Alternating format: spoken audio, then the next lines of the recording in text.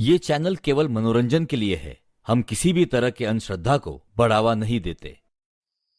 रात अमावस की थी। चंदर मजे से गाड़ी चलाने का लुत्फ उठा रहा था। रास्ते पर ट्रैफिक तो छोड़ ही दीजिए, दूर दूर तक एक गाड़ी भी नजर नहीं आ रही थी। खाली रोड पर गाड़ी चलाने का मजा कुछ और ही होता है, और चंदर उस समय वही कर रहा था। रात के करीबन 2 बज रहे थे और अचानक हाईवे पर बीचों बीच सफेद साड़ी पहने एक औरत खड़ी थी। उसके बाल खुले हुए थे। जैसे ही गाड़ी की हेडलाइट्स उसके ऊपर पड़ी, उसका सफेद फीका चेहरा और सफेद साड़ी पर लगे खून के धब्बे चंदर को साफ नजर आ गए। चंदर की गाड़ी ने 2-3 पलटियां खाई और वो सड़क के किनारे मौजूद एक बड़े से पेड़ से जा टकराई। वो औरत अब भी वहीं खड़ी थी। जैसे ही चंदर की सांसें बंद हो गई, वो औरत रास्ते से निकली और घनी झाड़ियों की तरफ गई।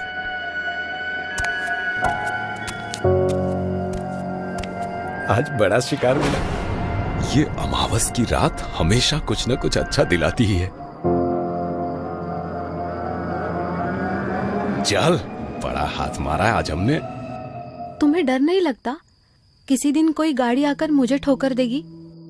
पागल मत बन, आज तक कभी हुआ ऐसा? आखिर कब तक करना है ये सब? और पैसे जमा होने तक। वैसे भी इससे अच्छा काम और कोई हो सकता है? हर 15 दिन में 10-12 हजार तो यूं ही मिल जाते हैं। फिर इस काम में क्या बुराई है? चल जल्दी कपड़ा बदल ले, निकलना होगा किसी के आने से पहले। रतन और कंचन का यही एक काम था। हाईवे पर अमावस की रात में किसी ना किसी सुनसान जगह पर कंचन खड़ी रहती थी और उसे बचाने के चक्कर में गोते खाती कार के ड्राइवर को लूटकर रतन भाग निकलता था। अगली अमावस तक माहौल ठीक ठाक रहा तो दोनों वापस यही हरकत करते थे। रतन, तुमने उस कार वाले को चाकू मारा? तो क्या करता, साला मरा ही नहीं था, जख्मी छोड़ देता उसे। कल अगर पुलिस से सब कह देता तो हमारी दुकान बंद हो जाती। देखो, थोड़ा बहुत पैसा तो हमने बचाया है, चलो ना कहीं दूर चलते हैं। मेहनत की कमाएंगे, कम पैसे मिलेंगे, पर ये डर तो नहीं रहेगा। बेवकूफ है क्या?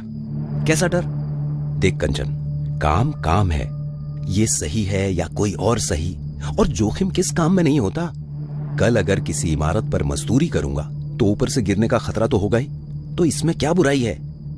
फिर भी ये लोगों को मारना, लूटमार चलो ठीक है, पर आजकल तुम लोगों का खून करने लगे हो और जरा भी नहीं कतराते। मुझे तो तुमसे ही डर लगने लगा है। नहीं मारूंगा तो कल पुलिस मुझे मारेगी। अब चुप कर और रोटी परोस। पिछले 3 महीनों में तुमने 5 खून किए हैं, कभी सोचा है? देख कंचन, और कुछ महीने फिर हम यहां से दूर चले जाएंगे, ठीक है? अब चुप रह और खाना खा। फिर एक बार अमावस की रात आ गई। कंचन और रतन तैयार थे। इस बार हल्की सी बारिश हो रही थी। रतन ने सोचा ये बात अच्छी है, क्योंकि शायद गाड़ी ज्यादा पलटियां खाए तो ड्राइवर के बचने की उम्मीद कम हो जाएगी। कंचन रास्ते के बीचों बीच बाल खुले रखकर खड़ी थी।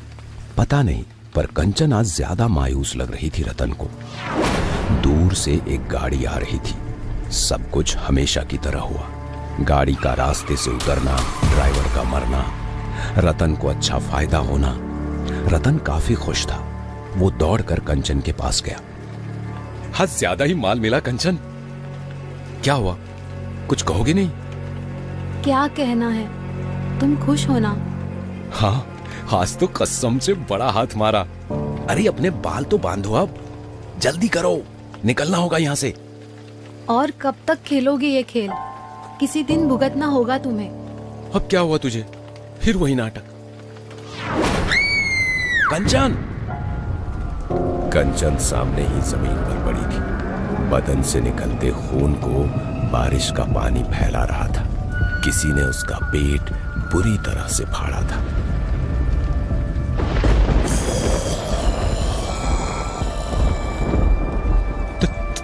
तुम कौन हो? पहचाना नहीं? तुम आप जिंदा?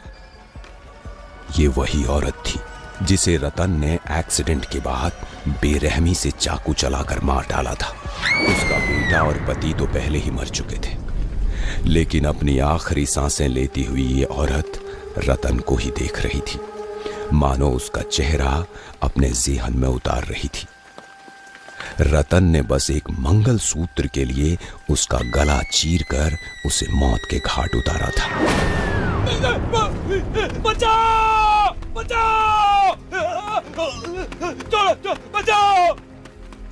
चीखते चिल्लाते रतन ने वहां से भागने की कोशिश की, लेकिन बदले में सुलगती रूह के मुकाबले उसका भागना बेकार गया।